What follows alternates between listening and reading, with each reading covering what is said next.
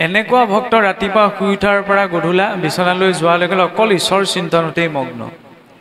ঈশ্বৰত ইমান বিশ্বাস আছিল যে সংসাৰৰ পুত্ৰ ভাৰ্যা ইষ্ট মিত্ৰ কুটুম্ব আনকি নিজৰ শৰীৰটোকো তেওঁ আশ্বাসত নলয়, একমাত্ৰ ভগৱন্তৰ নাম আৰু ভগৱন্ত, ইমান একনিষ্ঠ ভগৱন্তৰ ওপৰত বিশ্বাস। কিন্তু দৈৱবশত কি হ'ল, তেখেতৰ গাঁৱলৈ, যিখন গাঁৱত বাস কৰি আছিল, বাৰিষা কালত বানপানী আহিল। বানপানী আহিলত লাহে লাহে মথাউৰি ভাগি আহি আপোনাৰ গোটেই গাঁওখনত লাহে লাহে নৈৰ পানীয়ে ভৰ্তি হৈ আহিবলৈ ধৰিলে। আৰু লাহে লাহে যেতিয়া গাঁৱৰ সকলোৰে গৃহৰ চোতাল আপোনাৰ পানীত ডুব গৈ পেলাই একেবাৰে ঘৰৰ ভিতৰত পানী প্ৰৱেশ কৰিলে, তেতিয়া উপায়হীন হৈ গাঁৱৰ সকলো লোকে কি কৰিলে, এতিয়াতো পানী সোমাই আহিলে, টালি টোপোলাবিলাক বান্ধি বিচনাৰ ওপৰত ওখ স্থানত উঠিলে। তাৰ পৰা অলপ কিছু সময় পাৰ হৈ যোৱাৰ পাছত দেখিলে যে পানীৰ পৰিমাণ লাহে লাহে বাঢ়ি আহিবলৈ ধৰিলে। তাৰ পৰা শেষত উপায়হীন হৈ গাঁৱৰবাসী লোকসকলে ভাবিলে, এতিয়া ইয়াতটোতো আমি থাকিব নোৱাৰোঁ, গতিকে টালি টোপোলাখিনি, প্ৰয়োজনীয় যিখিনি যাৱতীয় বস্তু সেইখিনি বান্ধি আমি ওখ স্থানলৈ গুচি যাওঁ। সেইবুলি ভূৰ বনাই সকলো পাৰে মানে যিখিনি নহ'লে নহয় সেইখিনি বস্তু লগত বান্ধি আপোনাৰ ভূৰ বান্ধি গুচি গ'ল। তেতিয়া সকলো মানুহ যেতিয়া গাঁৱৰ মানুহ ভূৰত উঠি পেলাই আপোনাৰ ওখ স্থানলৈ গৈছিল, তেতিয়া এই ভক্তজন আকৌ একমাত্ৰ গৃহত বাস কৰি আছিল। তেতিয়া গাঁৱৰ এজনে মাত লগালে, বোলে হিৰা বোলে পানী ইমান হেৰি প্ৰকোপ বাঢ়ি আছে, তুমিও ওলাই আহা, কাৰণ অকলশৰীয়া মানুহ আছিল, একমাত্ৰ ঈশ্বৰেই ভৰসা। তাৰপৰা তেখেতে ক'লে, বোলে তোমালোক যোৱা, মোক ঈশ্বৰে ৰক্ষা কৰিব, মোৰ ঈশ্বৰৰ ওচৰত বিশ্বাস আছে। তাৰপৰা তেনেকৈ কোৱা দেখি আৰু দুবাৰমান গাঁৱৰ জ্যেষ্ঠসকলে ক'লে, তথাপি তেখেতে মানি নল'লে, কাৰণ তেওঁৰ ঈশ্বৰৰ ওপৰত বিশ্বাস আছিল। বিশ্বাস হ'লে তেনেকুৱাকৈ হ'ব লাগে যে বানপানীয়ে এইফালে ডুবি আহিছে, কিন্তু তেওঁৰ ঈশ্বৰৰ ওপৰত বিশ্বাস আছে যে ঈশ্বৰে মোক ৰক্ষা কৰিব। তাৰপৰা তেনেকৈ কোৱা দেখি বাকীসকল লোকে ওখ স্থানলৈ গুচি গ'ল। গুচি যোৱাৰ পাছত অলপ সময়ৰ পাছতে পানীৰ পৰিমাণ লাহে লাহে বৃদ্ধি হৈ আপোনাৰ ঘৰৰ ওপৰ হৈছে। তেতিয়া উপায়ন্তৰ হৈ তেখেত ঘৰৰ ছালৰ ওপৰত উঠিলেগৈ, কাৰণ পানী বাঢ়ি আছে, ইফালে তেওঁ সাঁতুৰিব নাজানে। তাৰপৰা তেনে সময়তে চৰকাৰৰ ফালৰ উদ্ধাৰকাৰী দলো আহিলে। উদ্ধাৰকাৰী দল আহি পেলাই তেখেতসকলে যে আপুনি গুচি আহক, হেলিকপ্টাৰৰ পৰা ৰচি পেলাই দিলে যে আপোনাক মই লৈ যাওঁ, আমি লৈ যাওঁ, অলপ সময়ৰ পাছতে ঘৰৰ ছাদখনো ডুবি যাব, তেতিয়াহ'লেতো আপুনি মৃত্যু মুখত পৰিব লাগিব, গতিকে আপুনি আহক, আপোনাক মই লৈ যাওঁ। তেতিয়া ক'লে, নহয় তোমাৰ ওপৰত ভৰসা নাই, সংসাৰত মোক আকৌ বিশ্বাস, একমাত্ৰ মোৰ ঈশ্বৰৰ বিশ্বাস আছে, ঈশ্বৰে মোক পৰীক্ষা কৰিছে, ঈশ্বৰে মোক উদ্ধাৰ কৰিবই, ইমান দৃঢ় বিশ্বাস। তাৰ পৰা কিছু সময়তে তেনেকৈ কোৱা দেখি পেলাই বাকীসকল মানুহে ধৰি লওক, আপুনি মোক কিবা এটা কথা ক'ব পাৰিব, মই আপোনাক কিবা এটা কথা ক'ব পাৰিম। বুজাটোতো নিজৰ দৃষ্টিৰ কথাহে, যথা দৃষ্টি তথা সৃষ্টি, যেনেকুৱা দৃষ্টিকোণ হ'ব তেনেধৰণে আমি বুজি পাম।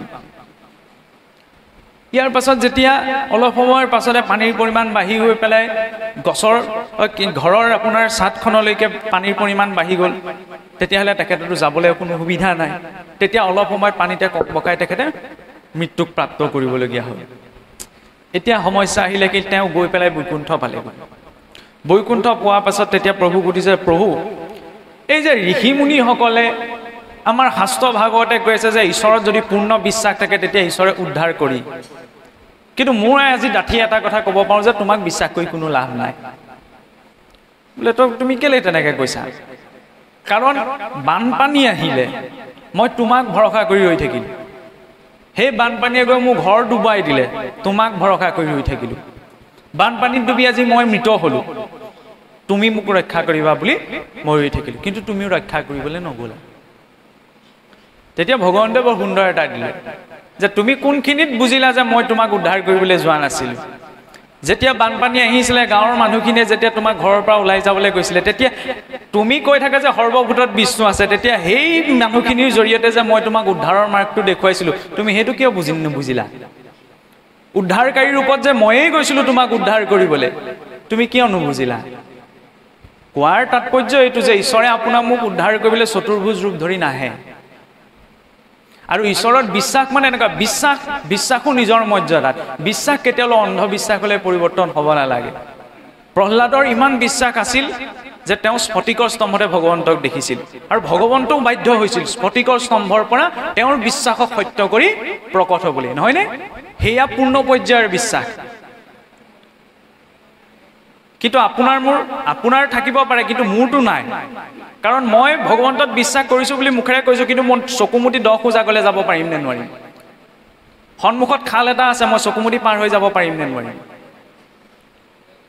ঈশ্বৰে মোক ৰক্ষা কৰিব। এই ঈশ্বৰত বিশ্বাসকণ নিত্য নিৰন্তৰ ঈশ্বৰ চিন্তনত থাকি যদি মই অঙঠাও থাকে সন্মুখত, তেতিয়া মই পাৰ হৈ যাব। কিন্তু মোৰ মনত অকণমান শংকা এতিয়াও বাকী আছে।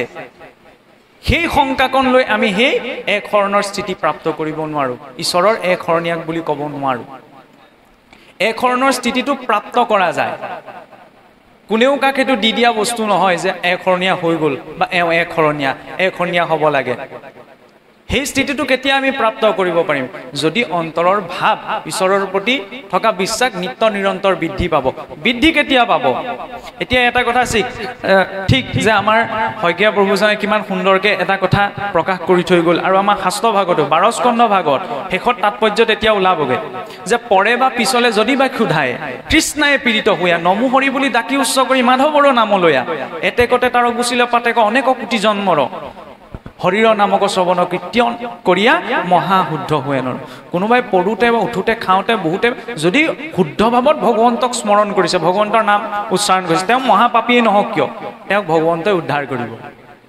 তাৰ উদাহৰণস্বৰূপতো অজামিলো আছে নহয় জানো, গজেন্দ্ৰ আছে। কিন্তু সেইখিনিত এটা কথা আহি পৰে যে আমি নাম ল'লেই নহ'ব, নাম লোৱাৰো এটা ব্যৱস্থা আছে। এটা কথা ঠিক যে এক নামে যত পাপ সংহৰিতে পাৰে ততেক পাতকী পাপ কৰিতে নপাৰে। ভগৱন্তৰ এক নামে যিমান পাপ সংহাৰ কৰিব পাৰে সিমান বোলে মহাপাপীও জীৱনত পাপ কৰি শেষ কৰিবগে নোৱাৰে। কিন্তু পিতৃ মাতৃয়ে ল'ৰা ছোৱালীক কৈ আছে যে বোপাই তুমি এইটো কাম নকৰিবা, কিন্তু ল'ৰা ছোৱালীয়ে ভাবিছে কি মোৰ মা দেউতাহে একো নহয়, কিনো কৰিব, গালি এটাহে পাৰিব, সেই বুলি ভাবি কৰা ভুলটোকে বাৰে বাৰে কৰি আছে। তেতিয়া বাৰু এটা সময়ত আৰু ভাল পাই থকা পিতৃ মাতৃৰ ল'ৰা ছোৱালীৰ ওপৰত খং উঠিবনে?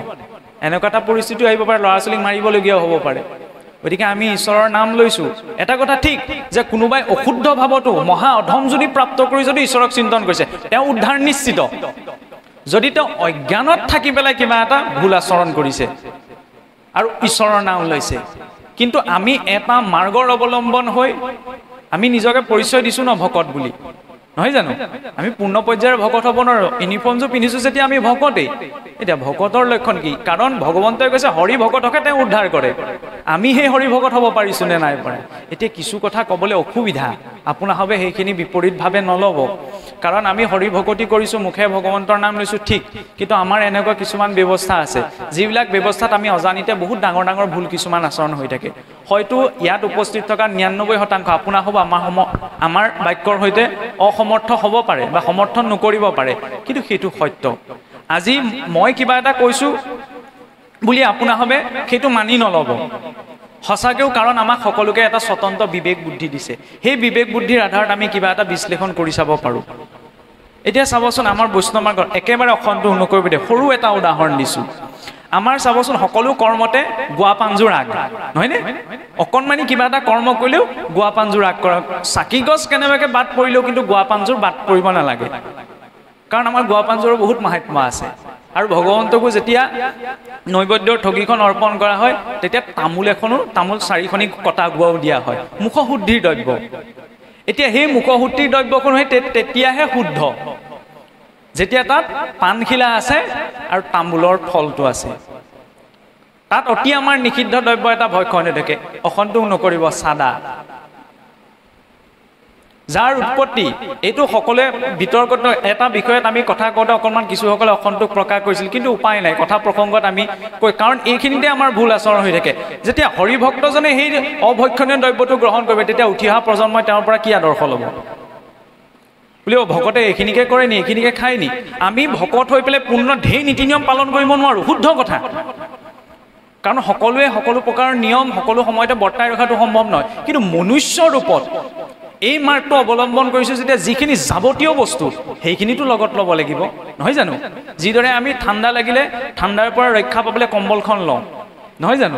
ঠিক তেনেদৰে যিখিনি সাধন আছে ঈশ্বৰ ভক্তিৰ বাবে তাৰ বাবে প্ৰস্তুত হ'বলৈ হয়। হিৰণ্যাক্ষ হিৰণ্যকশিপুৱে বিৰূপভাৱে হৰিক চিন্তি গতি পাইছিল, নহয়নে?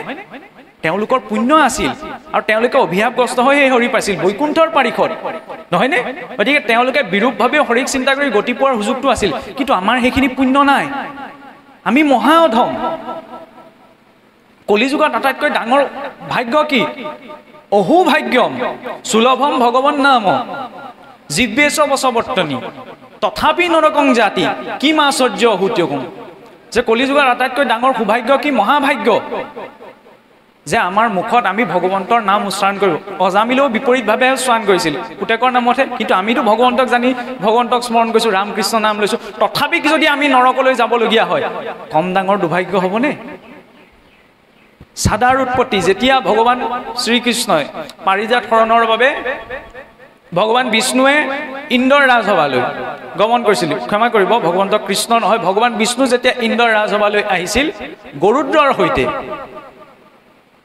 তেতিয়া সেইখিনি সময়ত গৰুদ্ৰ আৰু স্বৰ্গত থকা সুৰভি কাৰণ সমস্ত গোকুলৰ মাতৃ হৈছে সুৰভি আৰু গৰুদ্ৰৰ মাজত এখন যুঁজ হৈছিল তেতিয়া গৰুদ্ৰৰ আমাক কোৱা হয় না গৰুদ্ৰৰ পাখিৰ কোবত বেদৰ ধ্বনি ধ্বনিত হয় আৰু গৰুদ্ৰৰ পাখিৰ কোবতে সুৰভি গাই সামান্য আঘাতপ্ৰাপ্ত হৈছিল সেই আঘাতপ্ৰাপ্ত হোৱা সেই সুৰভি গুৰ ৰক্তৰ পৰা সাদাৰ উৎপত্তি স্কন্দ পুৰাণত এই কথাটো উল্লেখ আছে এতিয়া এনেকুৱা এটো প্ৰসংগ আপোনাৰ হবে নাভাবিব যে ব্যাসদেৱে আমাক সমস্ত বেদান্ত সাৰ বুলি ভাগৱত দিলে তেতিয়া আমি স্কন্দ পুৰাণৰ কথাটো মনাৰ প্ৰয়োজন স্কন্দ পুৰাণে কোৱা বাকিখিনি কথা আমাৰ প্ৰয়োজনীয় কথা নাই যিদৰে সাহিত্য বিষয় এটা জানিবলৈ আমি সাহিত্য কিতাপখনেই পঢ়িব লাগিব নহয়নে ৰাজনীতিৰ কথাখিনি পঢ়িবলৈ আমি ৰাজনীতিৰ কথাখনেই পঢ়িব লাগিব হৰিভক্তি আটাইতকৈ সমস্ত বেদান্ত সাৰ হৈছে শ্ৰী ভাগৱত শাস্ত্ৰ তাত কোনো শংকা নাই কিন্তু ভাগৱতত আমি পালনীয় সদাচাৰ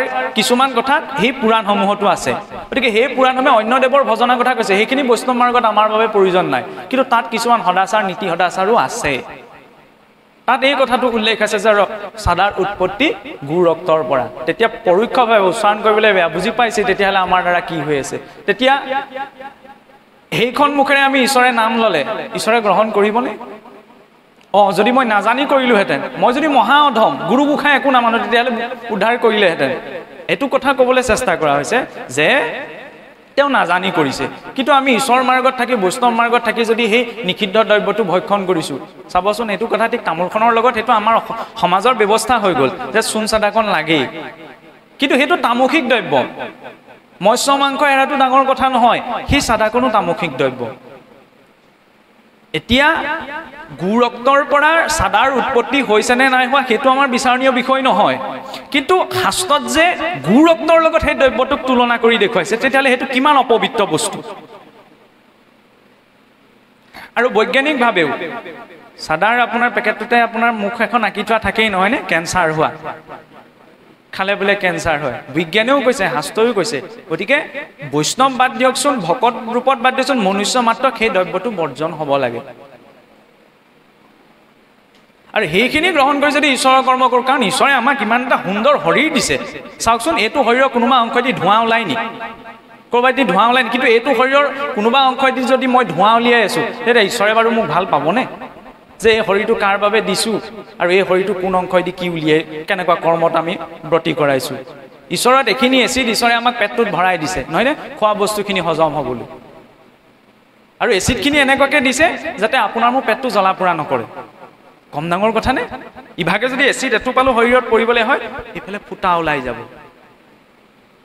এতিয়া এইখিনি এচিড কিয় দিছে খোৱা দ্ৰব্যখিনি হজম হ'বলৈ ইয়াৰ ওপৰত যদি কোনোবাই আকৌ এচিড ঢালিছেগে বুজি পাইছেই চাগে তেতিয়াহ'লে প্ৰভু মোক উদ্ধাৰ কৰা মই ভাওনা সভা আগবাঢ়িছোঁ নাম এষাৰ গৈছোঁ প্ৰভুৱে বাৰু উদ্ধাৰ কৰে নকৰে পাঁচ কথা কিন্তু ভগৱন্তই ভাল পাবনে তেওঁৰ আমাৰ পিতৃৰো পিতৃ মহাপিতৃ নহয় জানো গতিকে তেওঁৰ দৃষ্টিত আমি সম্পূৰ্ণ শুদ্ধ আমি পুনশ্চ কৈছোঁ আমি এইটো ক'ব বিচৰা নাই যে আমি সমস্ত একদম ধোঁৱা তুলসীৰ পাত হ'ব লাগিব একদম থলুৱা ভাষাত কৈছোঁ আৰু কিন্তু মানুহ হিচাপত যিখিনি এই মাৰ্গটোৰ সৈতে জড়িত যিখিনি যাৱতীয় নীতি সদাচাৰ সেইখিনি আমাক লাগে আচাৰহীন নপুনন্তি বেদা আচাৰহীনজনক বেদেও সূচী কৰিব নোৱাৰে আচাৰখিনি আমাক লাগিব